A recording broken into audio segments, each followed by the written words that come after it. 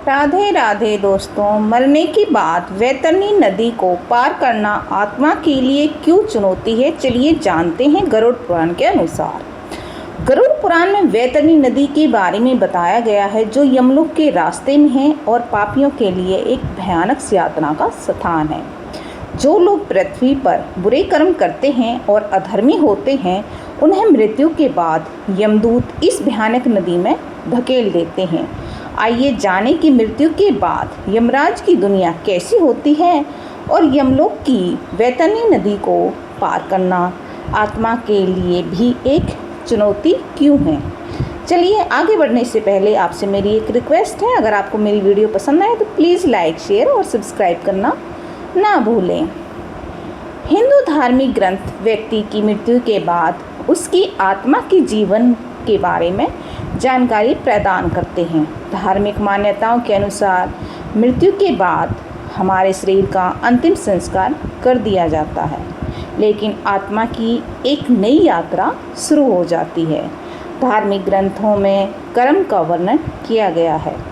ऐसा कहा जाता है कि आपके जीवन में किए गए कर्म ही यह निर्धारित करते हैं कि मृत्यु के बाद आपका जीवन कैसा रहेगा। इस धरती पर जन्म लेने वाले प्रत्येक मनुष्य की एक दिन मृत्यु निश्चित है, लेकिन यह यात्रा मृत्यु के बाद समाप्त नहीं होती है। इसके बाद आत्मा को उसके कर्मानुसार नरक, स्वर्ग या मोक्ष मिलता है। गरुड़ पुराण में भी नरक की यातनाओं का वर्णन किया है। इसमें बताया गया है कि कौन से कर्मों के कारण प्राणी को नरक में कष्ट भोगना पड़ता है तथा किस प्रकार के कर्मों के कारण कुछ प्राणी वैतरणी नदी को पार करते हैं। गरुड़ पुराण में है ये जिक्र। एक बार गरुड़ जी ने भगवान से उन पापों के बारे में पूछा जिनके कारण मनुष्य वैतरणी नदी में गिरते हैं। तब भगवान ने समझाया कि जो लोग अच्छे कर्मों से दूर रहते हैं और हमेशा पाप कर्मों में लिप्त रहते हैं, उन्हें एक नरक से दूसरे नरक में जाना पड़ता है। एक के बाद एक दुख भोगना पड़ता है और एक के बाद एक भय सहना पड़ता है। पापी आत्माओं को दक्षिणी द्वार से ले जाया जाता है। इस मार्ग के मध्य में वैतरणी नदी आती है, जहाँ पापी आत्माएं जाती हैं।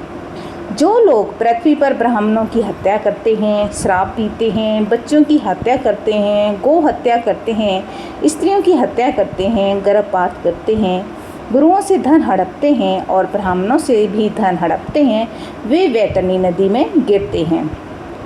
जो लोग उधार लेते हैं और चुकाते नहीं, जो विश्वासघात करते हैं, जो किसी को विष देते हैं, जो पुण्यात्माओं से ईर्ष्या करते हैं और उनके गुणों की प्रशंसा नहीं करते, जो लोगों को अपने से छोटा और हीन समझते हैं, उनका सम्मान नहीं करते, जो अच्छी संगति से दूर रहते हैं, जो तीर्थ स्थानों, संतों, गुरुओं और देवताओं का अपमान करते हैं, जो पुराणों, वेदों, न्याय और वेदांत का अपमान करते हैं, जो किसी दुखी व्यक्ति को देखकर प्रसन्न होते हैं, जो दूसरों को पीड़ा पहुंचाते हैं और जो दूसरों की बुराई करते हैं, वे भी वैतरणी नदी में गिरते हैं।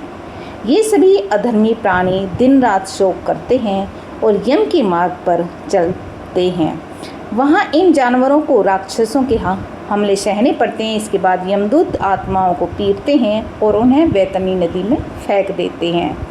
जो लोग अपने माता पिता, गुरु तथा अन्य पूजनीय व्यक्तियों का अपमान करते हैं, जो लोग ब्राह्मणों को वचन देकर सच्चे मन से दान नहीं देते, जो लोग दूसरों को दान देने से रोकते हैं, जो कथा में बाधा डालते हैं, जो अपने लाभ के लिए प्राणियों को हानि पहुँचाते हैं, मांसाहारी, जो लोग शास्त्रों को नहीं मानते, जो स्त्रियों का अपहरण करते हैं तथा जो लड़कियों के साथ यौन संबंध बनाते हैं, वे वैतरणी नदी में गिरते हैं।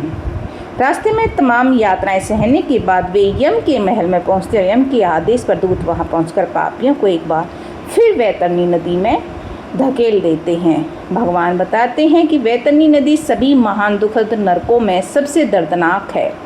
इसी कारण यम के दूत पापियों को इस नदी में फेंक देते हैं। धार्मिक ग्रंथों और गरुड़ पुराण के अनुसार धार्मिक लोग वैतरणी नदी के जल को अमृत मानते हैं, जबकि पापी लोग इस नदी को रक्त से भरा हुआ मानते हैं। ऐसा माना जाता है कि वैतरणी नदी 100 योजन तक फैली हुई है और यह बड़ी संख्या में गिद्धों और मछलियों का घर है। इस नदी का उबलता पानी है और इसमें गंदगी, बदबू, मांस और कई प्रकार के जीव जंतु हैं। रसातल में गिरे पापी लोग भयानक प्राणियों और उबलते पानी की यातनाओं के कारण लगातार रोते रहते हैं। पापियों के लिए इस नदी को पार करना बहुत ही कष्ट है। इस कष्ट से बचने के लिए कुछ कार्य बताए गए हैं। मृत्यु के समय गाय का दान। पौराणिक कथाओं के अनुसार यदि कोई व्यक्ति मृत्यु के समय गाय का दान करता है तो इससे उसे वैतरणी के समय गाय दान करता है तो उसे वैतरणी नदी पार करने में मदद मिल सकती है। कहा जाता है कि जब आप इस नदी के किनारे पहुंचते हैं तो एक गाय आती है और पूछती है, कोई अच्छा काम हो तो बताओ। जिन लोगों ने गाय दान की है उन्हें गाय की पूंछ पकड़कर खतरनाक वैतरणी नदी को कुशलता से पार कर लेते हैं। जय श्री राधे।